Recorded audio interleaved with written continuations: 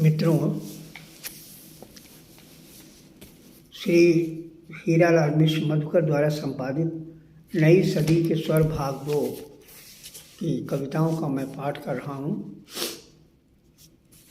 जिसमें से मैंने 126 कवियों का मैं कविता पाठ कर चुका हूँ।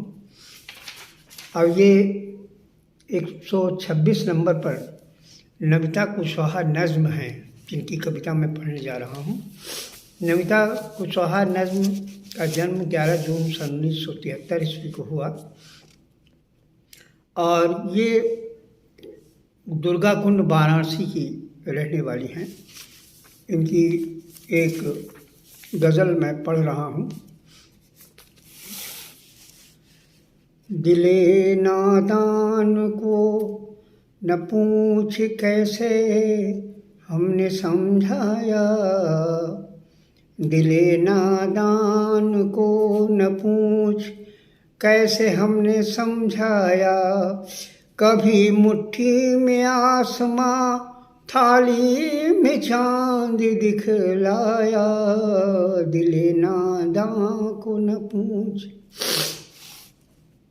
गुजारी एक उम्र हमने तुम्हारे इंतज़ार में, न टूटे ख्वाब नींद से अजी खुद को न उठाया। कभी मुट्ठी में आसमां थाली में चांद दिखलाया।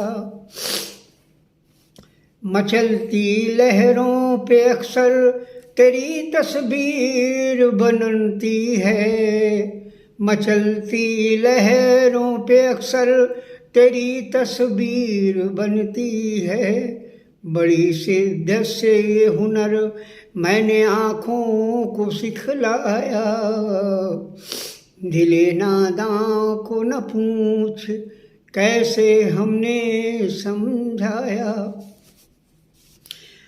अलग ये बात है कि तुम निभा पाए न कुछ वादे, अलग ये बात है कि तुम निभा पाए न कुछ वादे। तुम्हारे आने की आहट से हर पल दिल को धड़काया, दिले नादां को न पूछ। और अंतिम है, मेरी आँखों में मेरे वस्ल के मंजर मचलते हैं, मेरी आँखों में मेरे वस्ल के मंजर मचलते हैं। कहीं गिर जाए न मोती बचा कर मन को बहलाया, दिले नादान को न पूछ कैसे हमने समझाया।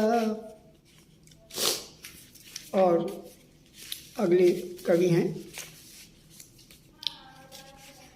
डॉक्टर अरुण कुमार तिवारी गोपाल।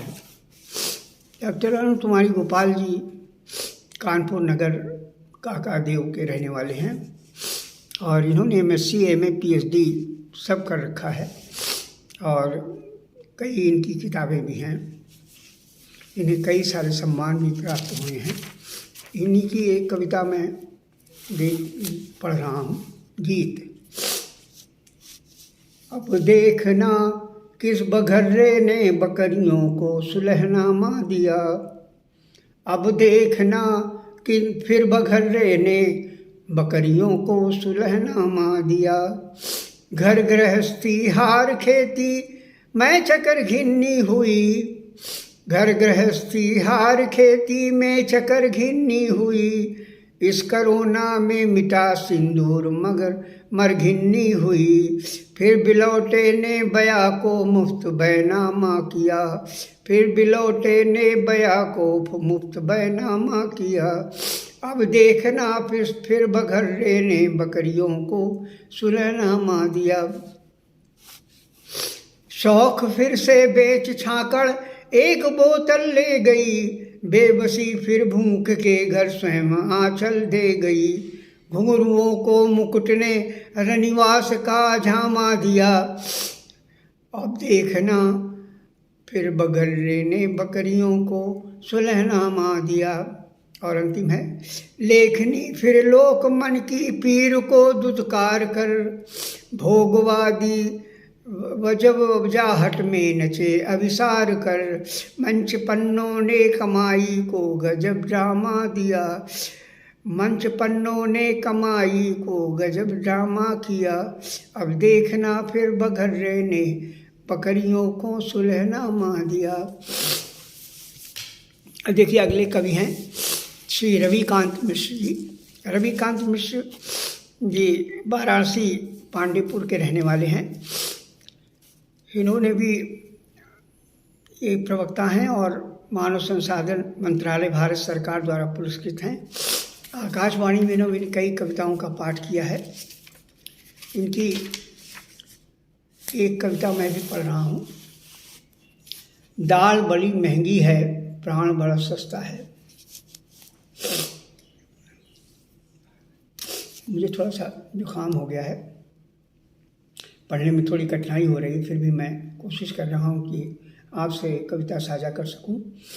कंधे पर लाश लिए कौन वहाँ रोता है, खून लगे पंजे को कौन वहाँ धोता है, बस्ती में आग लगी कौन वहाँ हंसता है, दाल बड़ी महंगी हुई प्राण बड़ा सस्ता है।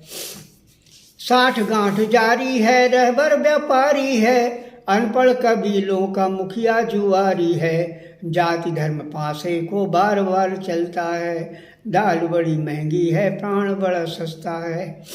बुझे हुए चूल्हे की अपनी लाचारी है, सावन के धोखे में धरती बिचारी है, सांप मेरे कुर्ते की आस्तीन पलता है, दाल बड़ी महंगी है प्राण बड़ा सस्ता है। आगे देखिए, सुविधा के टोटे हैं अस्पताल चलता है, जीवन तो मुट्ठी की रेत सा फिसलता है, जेब नहीं भारी तो वक्त बड़ा खलता है, दाल बड़ी महंगी है प्राण बड़ा सस्ता है।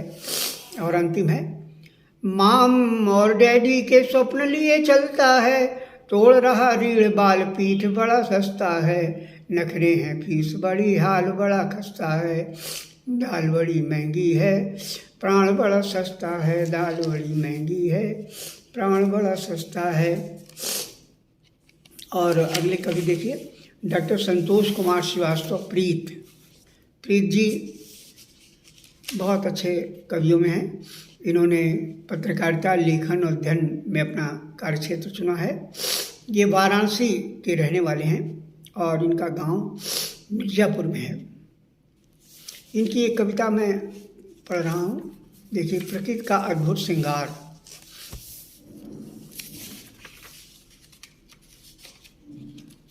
इस कविता का शीर्षक है प्रकृति का अद्भुत श्रृंगार।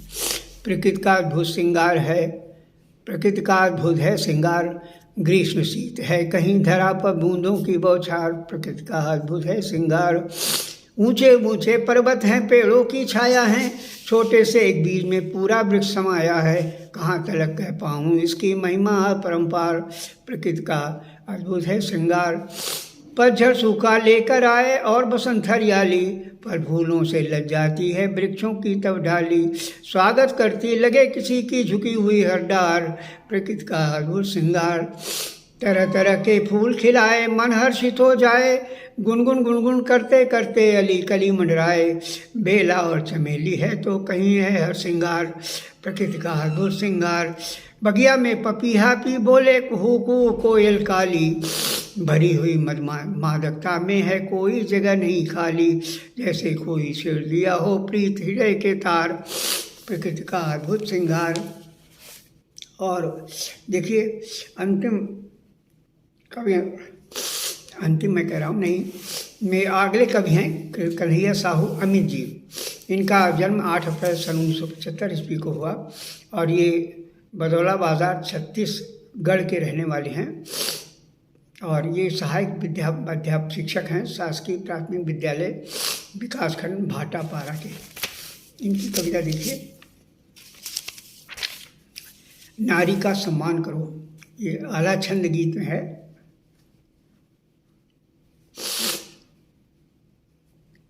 नारी का सम्मान करो तुम करो नहीं उसका अपमान, नारी ममता पूरी जग में जगजननी इसको तू मार, शुभाचार शुभ मंगलकारी सर्वहितैषी सच संस्कार त्याग मूर्ति करुणा संतोषी प्रथमा पोषक पालनहार उचित प्रतिष्ठा देना इसको नारी वंदनीय वरदान।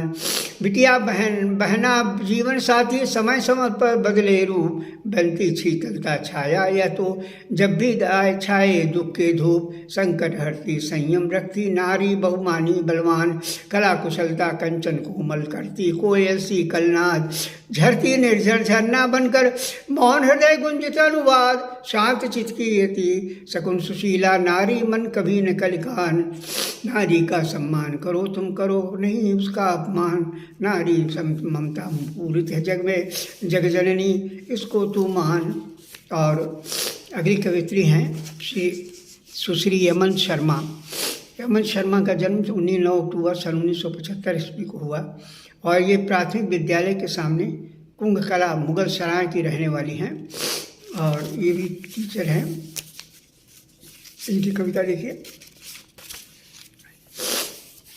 चलते चलते मैं रुक जाऊं, चलते चलते मैं रुक जाऊं तो तुम मत घबराना मीत, याद हमारी आएगी तो आंसू मत बहनाना मीत।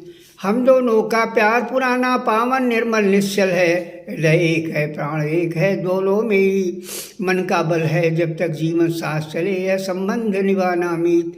ये विश्वास तुम्हारा हम पर मंजिल कभी नहीं भटकेगी, एक दूजे के मंदरपण में सूरत कभी नहीं छटकेगी। प्रेम पंथ के हम राजी हैं मंजिल अपनी पाना मीत। दूर भले तन रहते लेकिन मन के पास सदा रहते हैं, एक दूजे के दिल में बैठे मन ऐसा सदा रहते हैं।